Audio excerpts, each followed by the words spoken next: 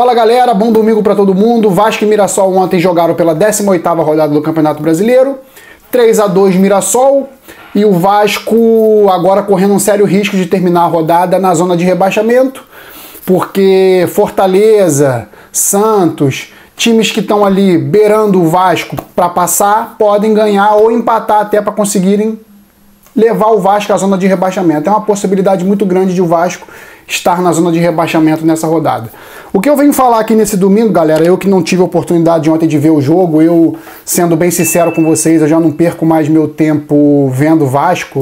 Quando eu posso fazer alguma coisa para me distrair, para sair de casa um pouco, para fazer alguma coisa que me agrade, eu não troco mais o Vasco, não troco mais ver jogo do Vasco por isso, porque a gente não é retribuído de forma nenhuma com resultados, com competição de alto nível, porque a gente viu que o Vasco não é mais isso. O Vasco foi um dia um time competitivo, foi um dia um time de brigar por títulos, e hoje o Vasco é um time, uma instituição que briga por nada, para ficar na Série A, para conseguir se manter, e mal e porcamente, né? Tem feito isso nos últimos anos, nos últimos 10, 15, 20 anos o Vasco tem feito isso com a torcida, então não tem retribuído a torcida, e a torcida, pelo contrário, cada vez mais apoia esse time, cada vez mais abraça o time. Parece que é uma relação meio desproporcional para um clube que não dá nada para sua torcida e a torcida dá tudo para o seu clube. Mas o meu medo é que isso vá se tornando cada vez menos frequente, porque a torcida do Vasco está cansando. Eu já tô cansando, eu não tô mais parando para ver jogo do Vasco, eu já não tô trocando mais a minha rotina nos finais de semana para ver jogo do Vasco, porque não tá me fazendo bem. E eu não quero ser retrato de torcida, não quero ser exemplo de torcida.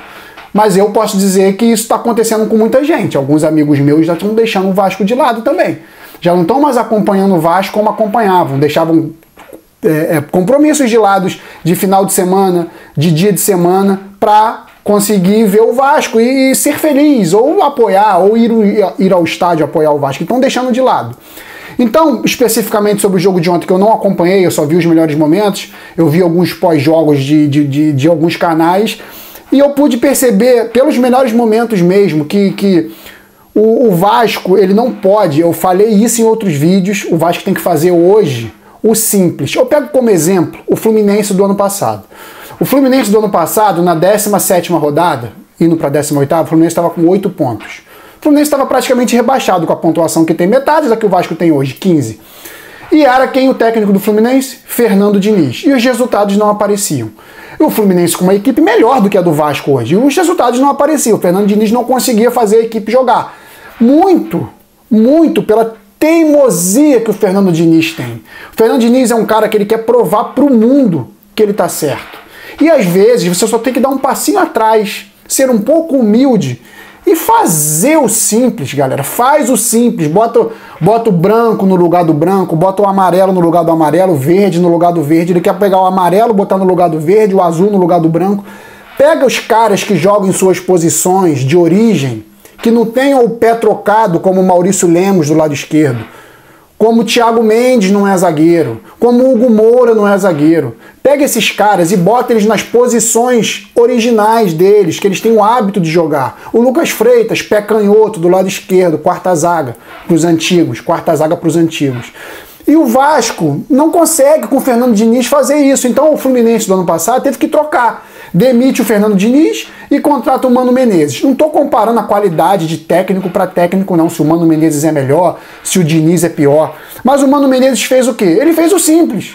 Ele pegou cada jogador, claro, ano passado o Fluminense teve a chegada do Thiago Silva nesse momento, de melhora no campeonato. Isso faz uma diferença, mas ele pegou os caras e falou assim, vamos jogar com a casinha fechada, vamos arrumar aqui a casinha, vamos arrumar nossa defesa e vamos sair na boa, vamos ganhar de 1-0, 15 jogos pra gente sair dessa situação.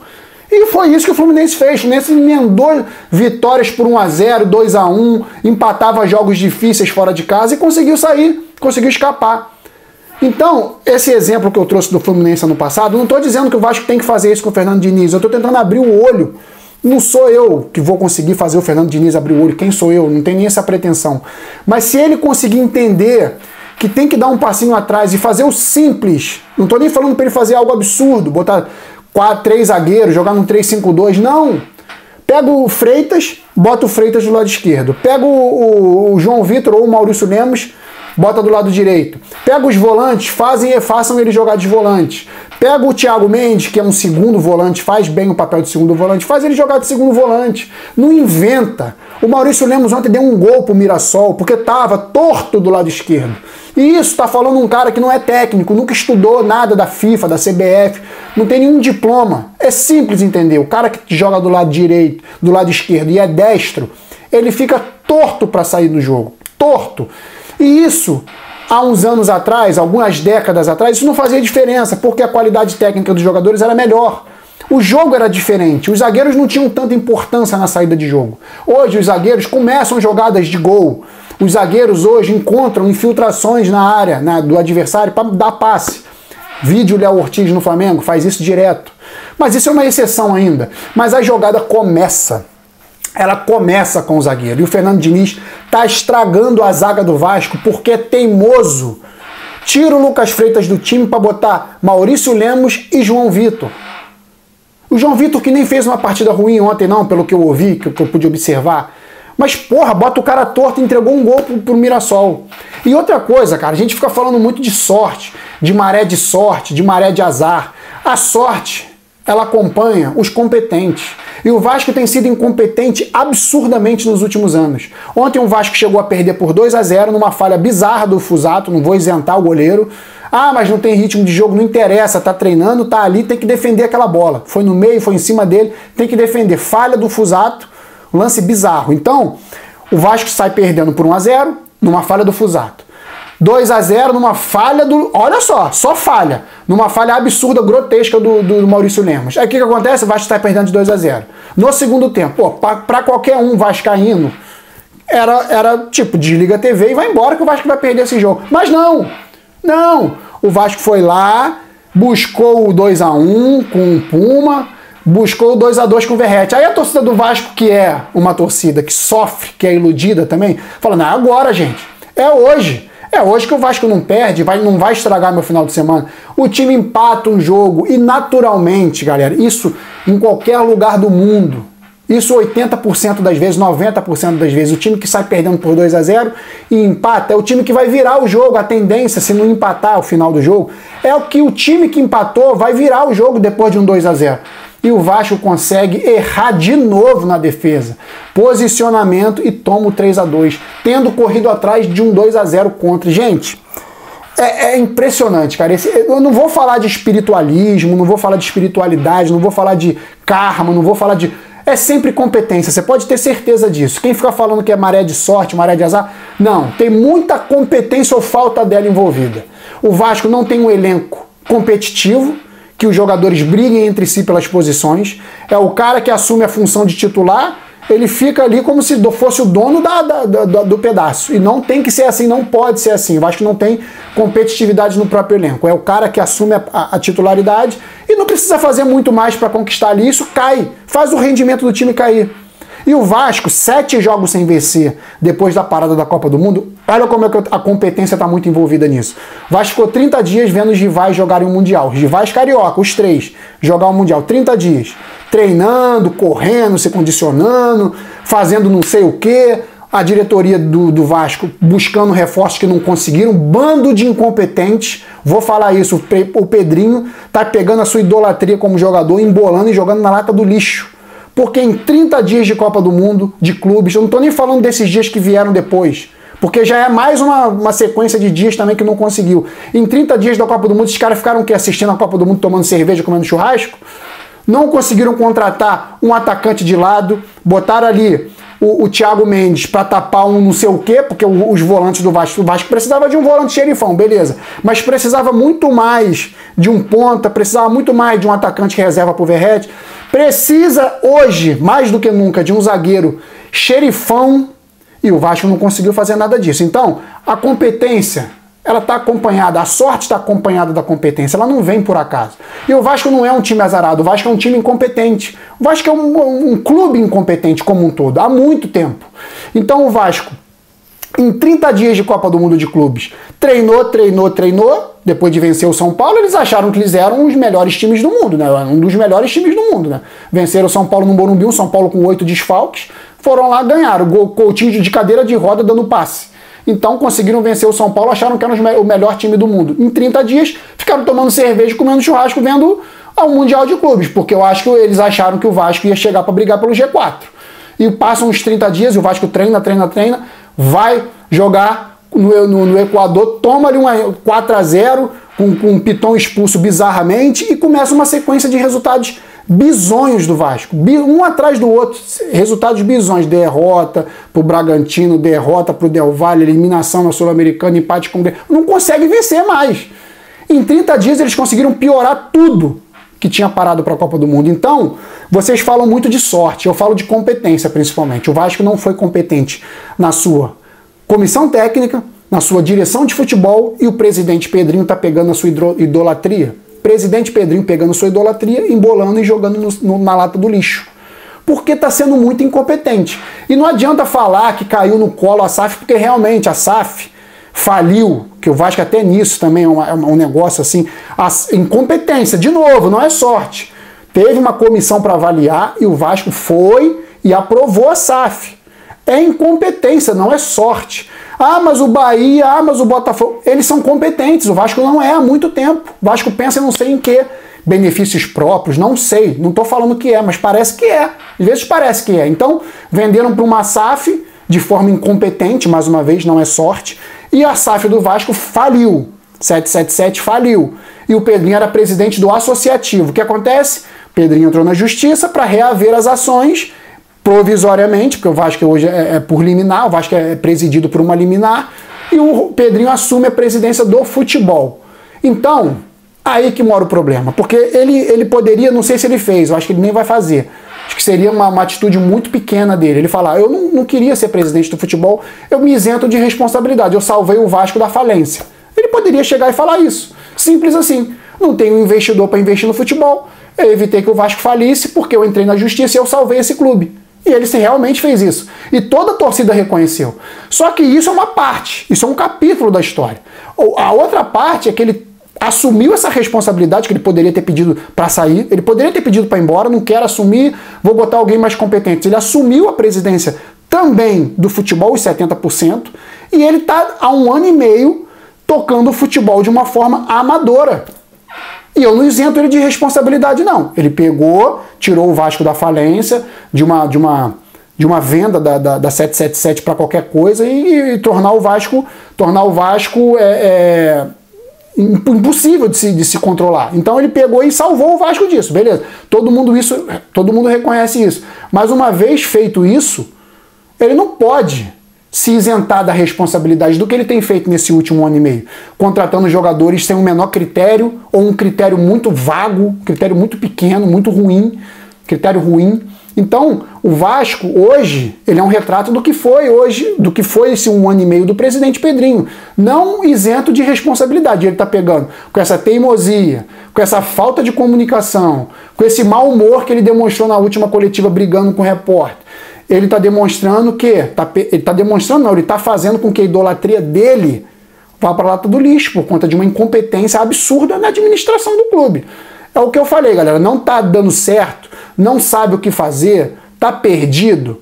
Gente, reúne e faz uma nova eleição. Chama alguém competente. O Vasco precisa de gente competente para controlar o futebol. Eu, particularmente, não sei como funciona uma eleição no Vasco. E nem gostaria que o Pedrinho pedisse demissão, porque eu tenho o Pedrinho como um cara que fez muito pelo Vasco, que é vascaíno, não tenho dúvida disso.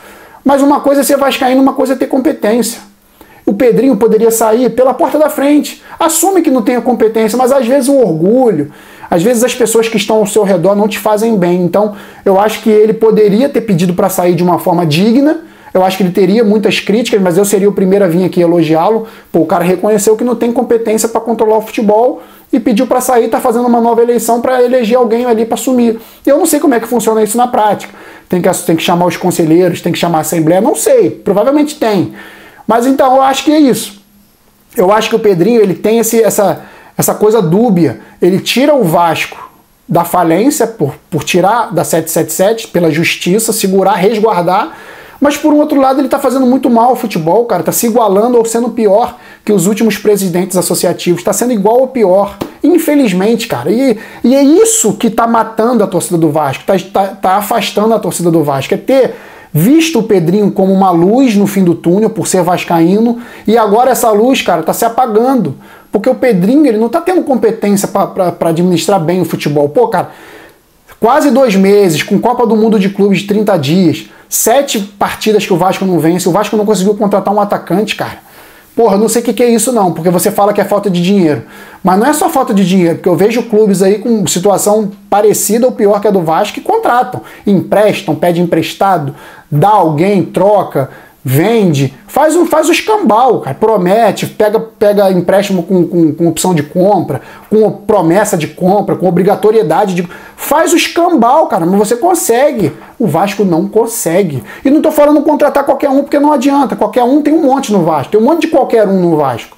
O Vasco tem que contratar bem. E os caras não tiveram competência em 50 dias, contando a Copa do Mundo de Clubes, que eles ficaram parados. Não conseguiram contratar jogadores para ajudar essa equipe hoje frágil, sensível, que mesmo empatando um jogo, perdendo de 2-0, não tem forças para virar. Não tem forças para virar, não tem físico para virar. Eu não vou falar especificamente de jogadores da partida de ontem, porque eu não vi a partida, eu vi os melhores momentos. Eu sei que o Fusato falhou feio, o Maurício Lemos falhou feio, e no final, o Vasco, tendo empatado o jogo, conseguiu num contra-ataque do Mirassol, jogando fora de casa, fazer 3-2 num lance bizarro nas costas do Puma. Então, o que dizer? É lamentar mais uma vez. E o Vasco vai brigar para não cair. E olha, escutem o que eu estou falando. Se continuar essa lerdeza na diretoria, a falta de investimento em reforços, o prejuízo vai ser muito maior lá na frente. Porque o Vasco indo para uma segunda divisão, eu não sei se ele consegue sair mais. Porque o Vasco já não tem mais investidor. O Vasco é um clube que não tem mais interesse do mercado por ele, porque o Vasco é um clube enrolado, sempre foi, enroladíssimo. Então o Vasco corre um sério risco de ir acabando aos poucos. Ir acabando aos poucos. Sair da Série A hoje pro Vasco é ir acabando aos poucos. Até ir para uma Série C e, infelizmente, insolvência no futebol e fechar as portas. É triste, é difícil acontecer, porque o Vasco tem uma torcida imensa. Alguém vai acabar chegando aí fazendo alguma coisa para salvar, mas vai ser mais uma vergonha. E agora o Fernando Diniz não pode se isentar de responsabilidade. O Fernando Diniz é muito responsável por botar uma escalação com Maurício Lemos e João Vitor, Maurício Lemos torto, Lucas Freitas podendo jogar, e ele não faz isso, ele pega o Thiago Mendes e ele recua para a zaga. O Fernando Diniz está fazendo umas besteiras ali bem interessantes ali, para não dizer o contrário. Então, Fernando Diniz hoje vai permanecer no Vasco, lutar pela sobrevivência do Vasco na Copa do Brasil, e eu arrisco a dizer que se o Vasco não se classifica contra o CSA na Copa do Brasil, tchau, tchau, Fernando Diniz. Eu acho que a torcida vai deixar de apoiar completamente o técnico, porque seria realmente também mais uma das grandes vergonhas do Vasco sair para o CSA na Copa do Brasil. E no Campeonato Brasileiro, o Vasco está a 4 rodadas, o Vasco está com 16 jogos, o Vasco está a 3 rodadas de terminar com menos da metade dos pontos. E é um risco muito grande do Vasco terminar com menos da metade dos pontos necessários, né, para não cair, que é 45. O Vasco hoje tem 15 pontos com 16 jogos. O Vasco corre um sério risco de terminar o primeiro turno, que naturalmente os clubes, fazendo o cálculo ali para não cair, tem que ter 22 pontos ou 23 para fazerem metade no segundo turno e escaparem com 46 ou 45 do rebaixamento. O Vasco não tem, hoje, no meu ponto de vista, enfrentando os próximos adversários, que é no Brasileirão o Atlético Mineiro em São Januário, o Santos fora de casa e encerrar contra o Juventude também fora de casa. Eu não vejo o Vasco com condições de somar 7 pontos nesses 3 jogos. Não sei se vocês veem, comentem aí, falem, porque o Vasco é uma equipe muito irregular. Muito irregular. E o Santos contratando jogadores de qualidade, o Juventude sempre um adversário muito perigoso em Caxias do Sul, e o Atlético Mineiro um elenco estrelar. É difícil, é complicado. Vamos ver o que vai acontecer. Eu não tenho expectativa que o Vasco faça 1.022 pontos. Então, é isso, galera. O Vasco voltando a campo agora contra o CSA. Um momento muito difícil, 7 jogos sem vencer. O peso vai aumentando cada vez mais, né? Porque a equipe, quanto mais tempo fica sem vencer, pior para vencer, porque pesa muito. O Verratti voltou a fazer gol, isso foi um ponto positivo. O Puma ontem foi o melhor em campo do Vasco. Mesmo tendo falhado na defesa, foi responsável pelos 2 gols, de certa forma, com assistência para o Verratti, com seu gol. Foi responsável pelo empate do Vasco, mas não evitou a derrota por 3-2. É isso, galera. Vasco e CSA, então, voltando a campo. Na quinta-feira, 8 da noite, oitavas de final da Copa do Brasil. e vai ser jogo para cardíaco, porque não tem expectativa do Vasco dominar o CSA completamente, é uma equipe nervosa, o Vasco é uma equipe que não consegue ter controlar seus nervos, parece que é uma coisa que tomou conta do clube, todos os setores.